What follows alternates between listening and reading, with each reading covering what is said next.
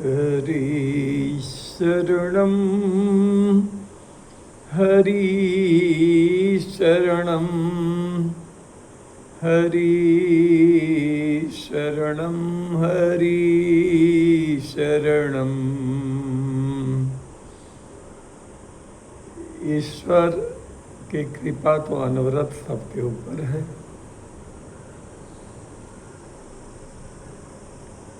जीवों के ऊपर विशेष रूप से रहती है। अब जीव में मनुष्य भी है, पशु पक्षी 84 लाख योनियों में जीव है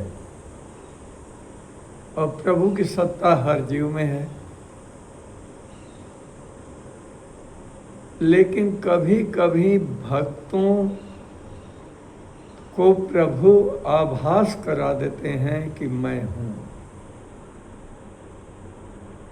जैसे कि एक कहानी आती है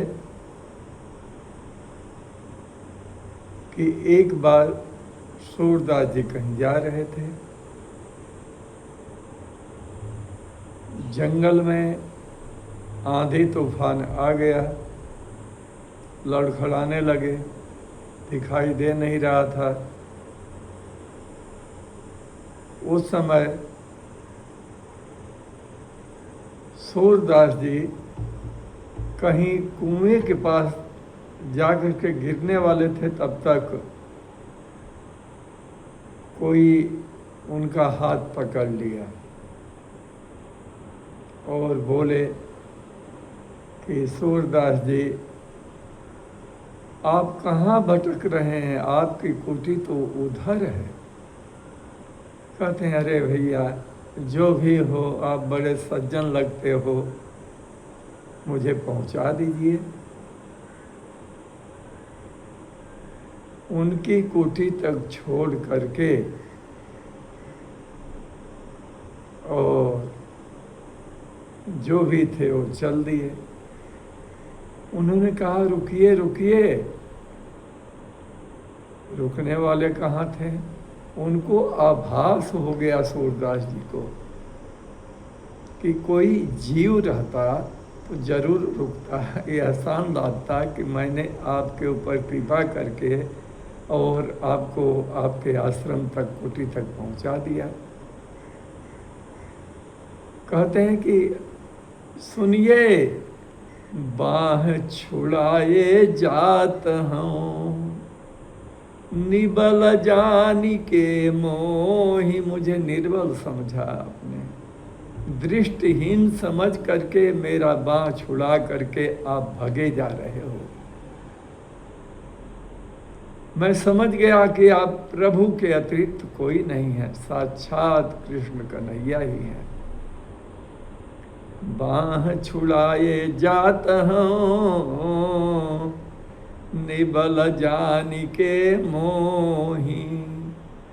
हृदय से बिसराओगे, सबल बखानो तो ही। दृष्टिहीन जान करके सोचे कि पहचान नहीं पाएंगे और आप भग रहे हैं ना। जाइए प्रभु, जाइए जाइए प्रभु, आपको बारंबार प्रणाम है। मेरी इस निर्बलता के कारण आप मुझे छोड़ करके भगना ही था, तो क्यों आंधी तूफान में मुझे पकड़ करके आश्रय दिया। लेकिन मेरा भी संकल्प है प्रभु, क्योंकि आप तो बाह छुड़ा करके जा रहे हैं, लेकिन एक जगह से निकल जाइए तो मैं कहूँ। और वो जगह कौन सी है? बाह छुड़ाए जात हूँ, निबल जानी के मोही। हृदय से बिसराओगे, हृदय से बिसराओगे, सबल बखानो तो ही। हे प्रभु, मेरे हृदय से आप निकल जाइए तो मैं समझ जाऊं कि हाँ, आप मुझे छोड़ करके भाग गए हैं और सफल रहे हैं। इसमें तो आप सफल नहीं हो पाएंगे, हृदय से तो नहीं जा सकते हैं। जाइए प्रभु, लेकिन उस समय तक मेरे हृदय में रहना जबकि मेरा आखिरी वक्त रहेगा। आखिरी समय में भी इसी प्रकार से मेरे हृदय में वास करना। ऐसे भक्तों को भगवान दर्शन भी देते हैं, उन अपना आभास कराते हैं, उनको सहारा भी दे जाते हैं। अब एक और घटना एक बार घटी। तुलसीदास जी राम के परम भक्त थे। उन्होंने रामचरितमानस हनुमान जी की कृपा से लिख डाला। दिन रात हनुमान जी उनके हृदय में बसते थे। एक बार एक ऐसी घटना घटी कि वह जनमानस के ऊपर छाप छोड़ गई। क्या था वह घटना? उनका मन हुआ कि मैं क्यों न थोड़ा मथुरा वृंदावन का भी दर्शन कर लूं। पहुंच गए बांके बिहारी मंदिर में, जहाँ साक्षात प्रभु विराजमान हैं बंसी लिए हुए राधा जी के साथ में। वहाँ पर लोग दिन रात धुन चलती है, हरे कृष्णा हरे कृष्णा हरे कृष्णा हरे कृष्णा, राधे राधे कृष्णा कृष्णा राधे राधे कृष्णा कृष्णा। प्रेम से बोलो कृष्णा कृष्णा, सब मिली बोलो कृष्णा कृष्णा, राधे राधे राधे राधे राधे राधे राधे। जब प्रभु का नाम आ जाए तो प्रभु मय हो जाइए, राधा मय हो जाइए। तुलसीदास जी पहुंच गए। वहाँ के कुछ प्रतिष्ठित लोगों ने, पांडवों ने कहा कि आप राम के भक्त में हैं तो अयोध्या में जाइए ना, यहाँ क्या करने के लिए आए हैं? आप यहाँ से चले जाइए, आपको हम लोग दर्शन नहीं कराएंगे। तुलसीदास जी भक्त थे, अनुष्ठान मार करके बैठ गए। कहे अरे भैया भगाओ मत, मुझे कृष्ण के दर्शन करने दो। वही तो कृष्ण है जो रामावतार के में राम थे और कृष्ण अवतार में कृष्ण बन गए। इस समय बंसी बजा रहे हैं और उस समय भक्तों का उद्धार कर रहे थे, धनुष बाण चला रहे थे। लोगों ने कहा नहीं, आप यहाँ से चले जाइए। तो बोले कि ठीक है, यदि वह राम होंगे तो जरूर दर्शन आप लोगों को भी देंगे, राम के रूप में देंगे। कहा तुलसीदास जी ने हाथ जोड़ करके, कित मुरली कित चंद्रिका कित गोपियन के साथ, तुलसी मस्तक तब नवे धनुष बाण ल्यो हाथ।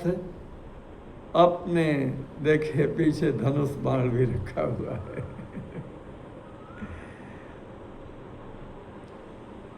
कित मुरली कित चंद्रिका, मुरली तो बजा रहे हो, मोर पंख धारण किए हुए हो, मंद मंद मुस्कनियां भी है आपके चेहरे पर। इससे लगता है कि तुलसी के आने से आप प्रसन्न हैं। कित मुरली कित चंद्रिका कित गोपियन के साथ, कभी गोपियों के साथ रासलीला रचाते हो, मथुरा वृंदावन के पेड़ पौधों की झुंड में नाचते हो, भक्तों के उन्माद का कारण बनते हो। तो आज ये भक्त भी आपकी चरण शरण में आया है। यदि ऐसा करते हो तो मेरा भी यह प्रण है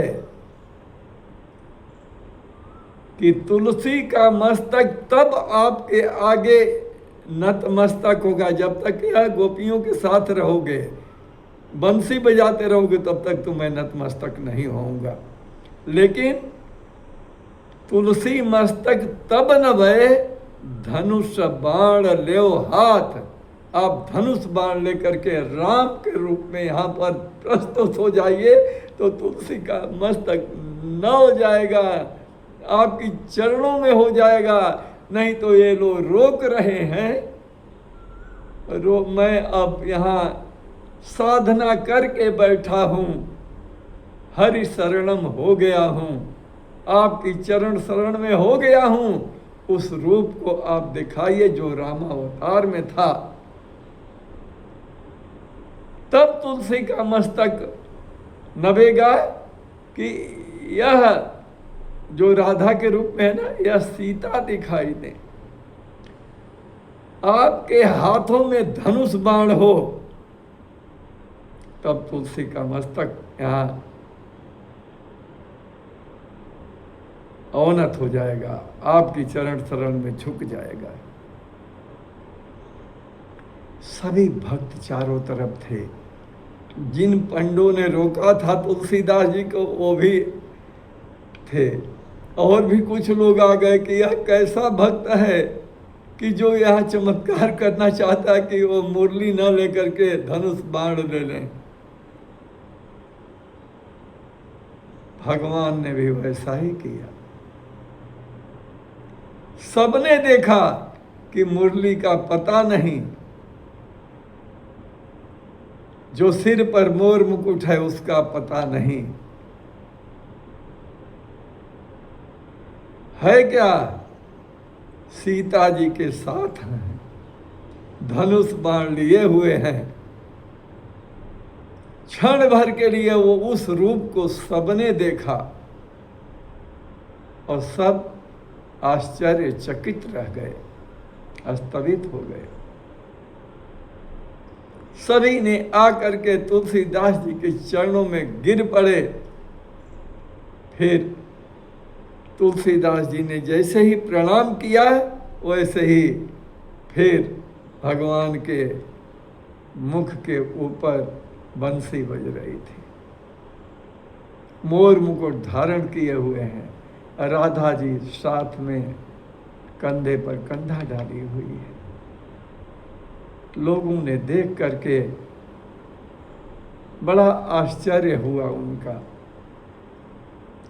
भक्तों को इसी प्रकार से भगवान का आभास होता है और भगवान भी भक्तों को इसी प्रकार से दर्शन देते रहते हैं।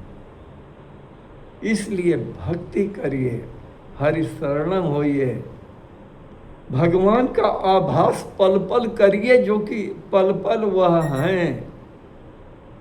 खाते समय, पानी पीते समय, किसी ने पूछा क्या शराब पीते समय भी है? तो लेकिन शराबियों को उनका वह रूप दिखाई नहीं दे रहा है तो शराब पीते हुए भी, वो तो हर जगह है।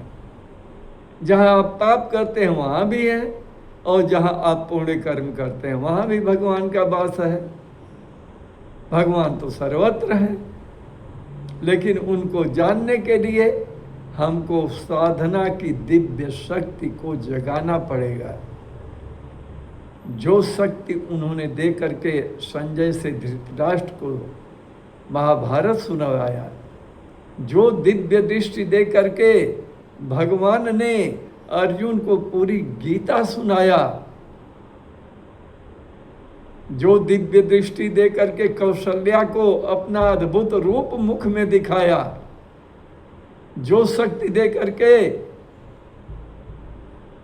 नंद रानी जसोदा जी को उन्होंने पूरे ब्रह्मांड का दर्शन कराया, वही दिव्य दृष्टि दे करके काकभूषुंड जी को उन्होंने अपने मुख में डाल लिया, पूरा ब्रह्मांड का दर्शन कराया और उनको आशीर्वाद दिया कि जाओ पंछी होते हुए भी तुम इतने ज्ञानी होगे कि मनुष्य क्या पंछियों को भी राम कथा सुनाओगे। आज वह राम कथा हमेशा चल रही है नीलगिरी पर्वत के ऊपर, और काकभूषण जी सुनाते हैं, पूरे पंछी सुनते हैं। यह होता है भगवान का आभास, भक्ति की शक्ति से होता है भगवान का आभास।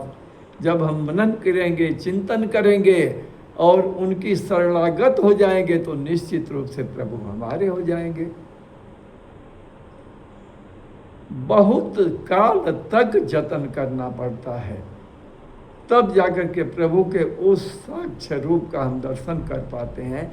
कई जन्म जन्मांतरों तक जो पुण्य कर्म करते हैं, उस पुण्य कर्म का कभी कभी फल मिलता है, तो यह जीव भगवान का होकर के मुक्त हो जाता है। मुक्ति का साधन ही जीव का भगवान से मिलना, यह जीव भगवान का होकर रह जाए। जैसे कि तुलसीदास जी को मथुरा वृंदावन में सबके सामने उन्होंने आभास करा दिया कि अरे मैं ही कृष्ण हूँ, मैं ही राम हूँ, मैं ही ईश्वर हूँ। गीता में उपदेश दिया तो आज तुलसीदास जी को उन्होंने उस स्वरूप को दिखाया, और उस स्वरूप का वहाँ रहने वाले सब ने देखा कि झंझनाहट हो रही है उस मूर्ति के अंदर। उस मूर्ति के अंदर सिर पर नहीं है मोर पंख, उस मूर्ति के सामने राधा जी नहीं है, उस मूर्ति के ऊपर वह बंसी विमुक्त हो गई है क्या? धनुष बाण लिए हुए हैं। भक्त की रक्षा के लिए, भक्त जन उधारवे को और दुष्टन के घालवे को कभी कभी प्रभु धरती पर अवतार लेकर आते हैं, अपना आभास कराते हैं। लेकिन हमारी आत्मिक शक्ति जब जगती है, दृढ़ संकल्प हो करके उनके लिए हम नतमस्तक हो जाते हैं, तो उस आध्यात्मिक शक्ति का प्रवाह जब चलता है तो वह प्रभु की तरफ चला जाता है, और प्रभु उस भक्त की उस आवाज को, उस करुण वेदना को सुनते हैं। जैसे कि सूरदास जी को सुना उन्होंने, तुलसीदास जी का सुना, अनन्य बहुत सारे भक्त हैं। उदाहरण कबीर का, किसी का, कितने लोगों का दिया जाए। नरसिंह भगत का भात की कहानी राजस्थान में, हरियाणा में कितनी प्रचलित है। प्रभु आकर के इस प्रकार से अपनी अनुभूति करा देते हैं और भक्त को वह अनुभूति हो जाता है। अनुभूति ही तो हुई थी चित्रकूट के घाट पर, तब प्रभु भगवान को समझ गए हनुमान जी के इशारे पर, और पूरे रामचरितमानस की संरचना कर दिए। और उससे जो लोग वैष्णव समुदाय के कृष्ण के भक्त थे, वह तुलसीदास जी से नफरत करने लगे। लेकिन भगवान को नफरत प्यारी नहीं है, भक्त के भक्तित्व को भगवान देखते हैं और उसी से भक्त का कल्याण करते हैं। आज तुलसीदास जी का कल्याण कर दिया। सब के सब लोग आकर के तुलसीदास जी के चरणों में नतमस्तक हो गए। तुलसीदास जी ने कहा कि अरे भाई नतमस्तक मत रहो, मैंने ही लिखा है, सिया राम मैं सब जग जानी, करहूँ प्रणाम जोरी जुग पानी। मेरे लिए तो सभी सीताराम, आप समस्त वृंदावनवासी मेरे लिए भगवान है। आप लोगों को प्रणाम है, आप लोग मेरे चरणों में मत आइए, भगवान की चरण शरण में जाइए, आपका कल्याण होगा। हरि की शरणागत करिए, हरि ही कल्याण करेंगे। इसलिए बोलिए हरि शरणम हरि शरणं हरि शरणं हरि शरणं हरि शरणं हरि शरणं हरि शरणं हरि शरणं।